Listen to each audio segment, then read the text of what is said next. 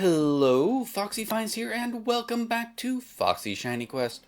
We're off to Kalos, the region based off of France, to continue our Gym Leader challenge and catching a shiny Pokemon from each of their teams.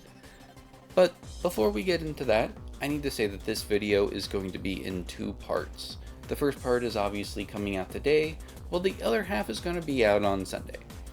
It'll make a little more sense later, but with that said, let's take a look at what I got. First up, we have Viola.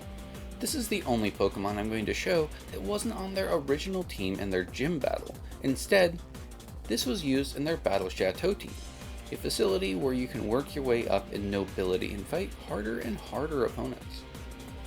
For her Pokemon, I give you Masquerain. This Pokemon uses its massive false eyes to intimidate its opponents. I was always a little disappointed that this Pokemon loses its water type in favor of flying type, making it one of many flying bug type Pokemon, and leaving its lower form to be the only bug water type Pokemon for 4 more generations. Meanwhile, do we need all of these? On to Grant. He's a rock climber that uses fossil Pokemon. I was dreading this one. His Pokemon cannot be found in Legends Arceus, Scarlet version, or Violet version. There's no easy way to hunt this Pokemon in Pokemon Go, and I don't have an easy way to record anything from my 3DS. So, we're restricted to using the only other Switch game that has it in it that I own, Pokemon Shield. I decided to go for Tyrant, and I used the Masudo method of breeding the Pokemon to hatch a shiny from an egg. For this, I put a Pokemon with Flame Body on my team that drastically reduces the time it takes to hatch an egg. I have Tyranitar and another Pokemon from a different region.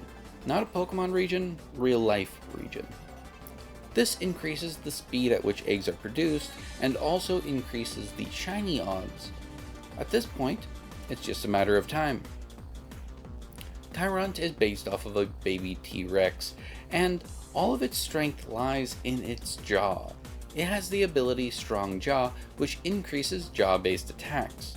Through level up alone, it can only learn Bite and Crunch, but it can also gain access to Thunder Fang, Ice Fang, Fire Fang, and Psychic Fangs. If you know what you're doing, you can even breed Poison Fangs onto them. Overall, this physical attacker has quite a diverse set of moves that it can use, and can give you some pretty good type coverage. Karina!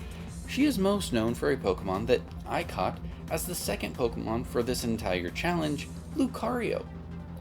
We're obviously not going to go over that one, but we're going to go over Mienfoo instead.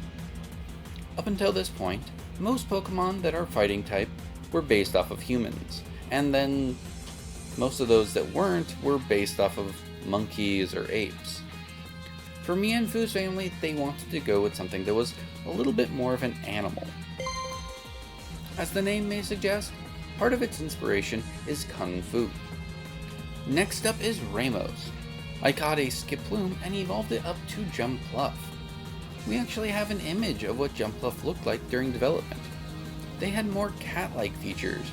These were toned down, and the focus became the fact that it has balls of fluff, and that became the iconic look for this Pokemon. Having a Pokemon that is basically 3 dandelions in their seed-bearing form was ingenious. On a side note, like Karina, Ramos is most known for another Pokemon I already got, in this case, Go-Go. Alright, this is where I have to put a pause. Why? Because of that. That number right there.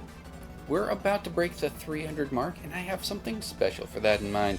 Look forward to that Saturday, the 300th day of the year. Then I'll be releasing the rest of this video shortly after. I hope you all have a wonderful week, and as always, happy hunting.